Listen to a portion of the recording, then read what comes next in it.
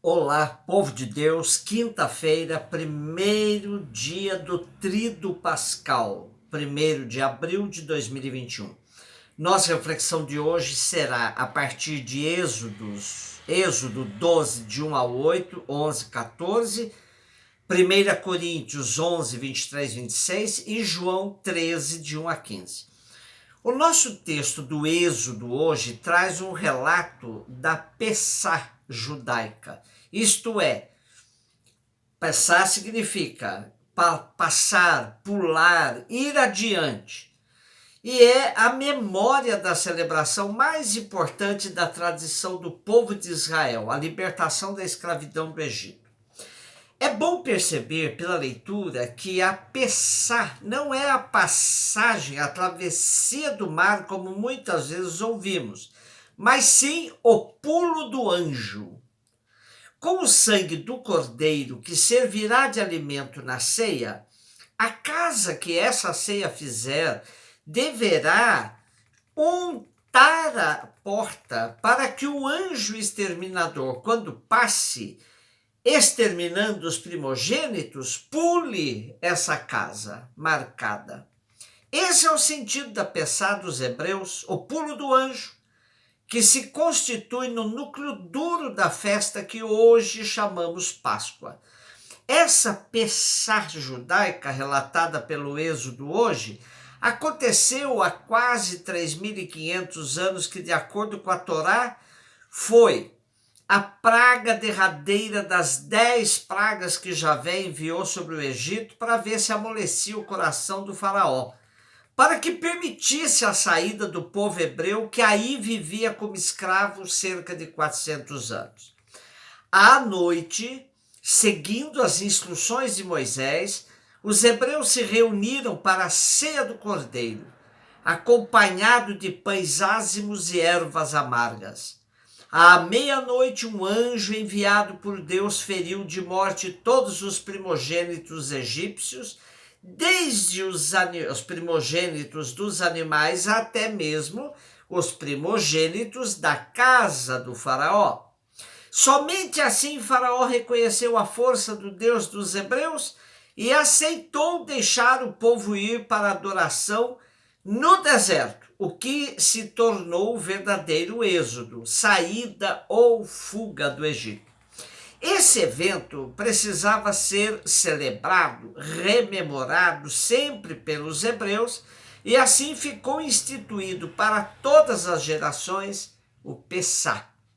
Repetimos que a palavra Pessá nesse contexto, passagem sim, porém a passagem do anjo de morte, e não a passagem dos hebreus pelo Mar Vermelho ou outra passagem qualquer, apesar do nome sugerir vários simbolismos. Com o passar do tempo, esse jantar se tornou um verdadeiro memorial chamado Seder de Pessá, que reúne toda a família ao redor da mesa. Salmos e canções populares dão o toque festivo da cerimônia. É o Pessá que se inicia e será comemorado durante 7 dias pelo povo judeu.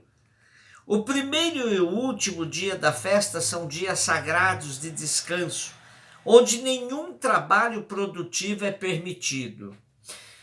Os alimentos tradicionais que simbolizam o Pessá e seus significados históricos são pedaço de osso, representando os sacrifícios feitos no templo em Jerusalém. Ovo cozido representa a dureza do coração do faraó e também o ciclo da vida. Erva amarga representa a vida amarga dos judeus quando eram escravos no Egito. Pasta de nozes com frutas e vinho representa a argamassa usada nas construções das pirâmides. Batata ou alface representa a pobreza da alimentação dos escravos. Come-se molhada na água salgada, que lembra as lágrimas derramadas pelos judeus, e ainda uma raiz forte usada como uma segunda porção de alimento amargo. também representa o sofrimento dos judeus escravizados no Egito.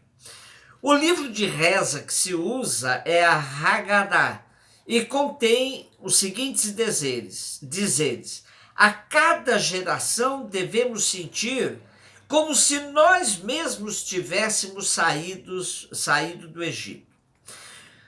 O relato da primeira carta aos Coríntios, 11, 23 e 26, é a primeira narrativa da ceia de Jesus no Segundo Testamento.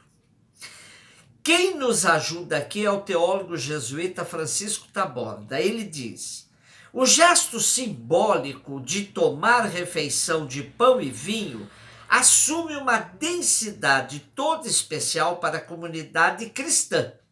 Mas ainda não está dito tudo sobre a expressão significativa da refeição, pois antropológica e culturalmente podem distinguir-se muitos tipos de refeição. Há banquetes festivos, nupciais, fúnebres, há ceias de confraternização comemorativas, há almoços de trabalho e festivos. E assim se poderia enumerar tipos e mais tipos de refeição. De que espécie é a Eucaristia desde o ponto de vista antropológico-cultural? Sua classificação certamente não coincidirá com a da última ceia, que foi, por um lado, ceia de despedida e, por outro, ceia de instituição. Ora, ambas, em sua espécie, são únicas e irrepetíveis.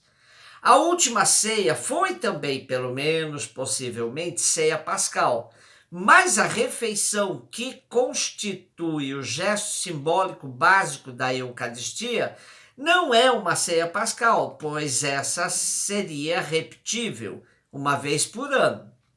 Além disso, Jesus não mandou repetir a ceia pascal, mas sua ação eucarística na ceia.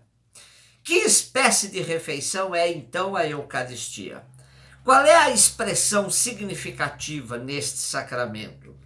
Ela é uma ceia rememorativa. A Eucaristia é memorial na ceia. Memorial no sentido pleno, bíblico, de memória.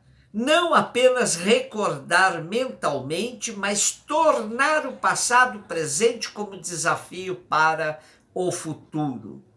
Por essa memória de Cristo, a ceia eucarística se torna a refeição cotidiana, em continuidade com as refeições diárias de Jesus com os apóstolos. E, no entanto, ceia pascal, porque memorial do mistério pascal de Cristo. A celebração de hoje é mãe de todas as celebrações eucarísticas. João 13, de 1 a 15. Já é sabido que o capítulo eucarístico de João é onde se encontra o grande discurso sobre o pão da vida, capítulo 6. Aqui em João 13 temos uma ceia, antes da festa da Páscoa, onde o gesto central é Jesus lavando os pés dos discípulos, que dá um sentido totalmente novo a esta ceia. O lava-pés transcende o significado de uma simples prática, mesmo que o entendamos como gesto simbólico para externar o amor fraterno. Também não se trata de um gesto meramente litúrgico, muito menos encenação, onde o senhor e seu escravo trocam temporariamente os papéis como uma espécie de laboratório para que cada um possa sentir a realidade do outro. Não.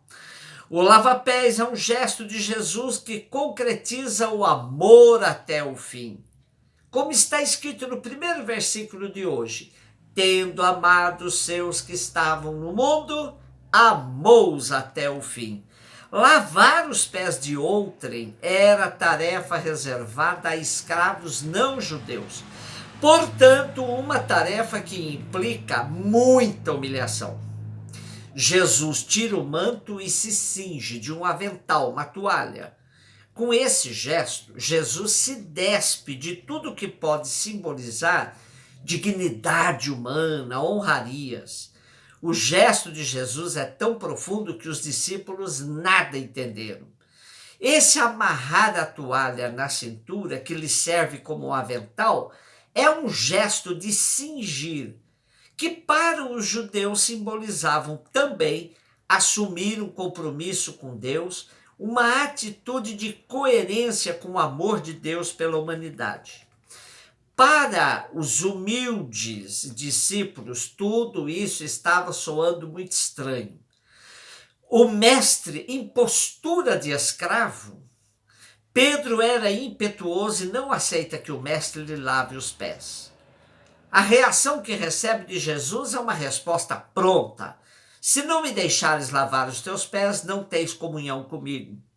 De fato, não compreender o gesto de Jesus traz como consequência a não participação na comunhão com ele. Se é assim, Pedro então muda radicalmente e quer que Jesus lhe dê praticamente um banho, lavando a cabeça e mãos também. Outra vez Jesus corrige Pedro, dizendo-lhe: quem já se banhou não precisa lavar senão os pés, porque já está todo limpo. A celebração do lava-pés deixa claro para todos que aqui está a concretização do amor até o fim, que prepara a prova maior de amor na cruz. Jesus tinha enfrentado os discípulos que queriam sentar-se um à direita, outro à esquerda dele quando ele estivesse na glória. Já tinha escutado os discípulos disputarem quem seria o primeiro dentre eles. Por isso, em outras ocasiões, já lhes tinha dito que a única hierarquia admitida entre os cristãos era a hierarquia do serviço. Quem quiser tornar-se importante entre vocês deverá ser servo, e quem quiser ser o primeiro deverá ser escravo. Com o lava-pés, Jesus dá a prova cabal, perguntando-lhes: compreendeis o que acabo de fazer? Vós me chamais de mestre, Senhor, e dizeis bem, pois eu o sou. Portanto, se eu, o Senhor e mestre, vos lavei os pés, também vós deveis lavar os pés uns dos outros. Dei-vos o exemplo para que façais a mesma coisa que eu fiz. A celebração de hoje nos ajuda a celebrar a criação do ministério do serviço, que tem no ministério presbiteral um sinal de todos os tipos de sacerdócio. Jesus usou a bacia para jogar a água do amor sobre os pés dos discípulos. Pilatos usará a bacia para fugir de sua responsabilidade sobre o sangue de um justo. Nesta semana, estamos diante da escolha: de qual bacia vamos nos servir? Um beijo no seu coração.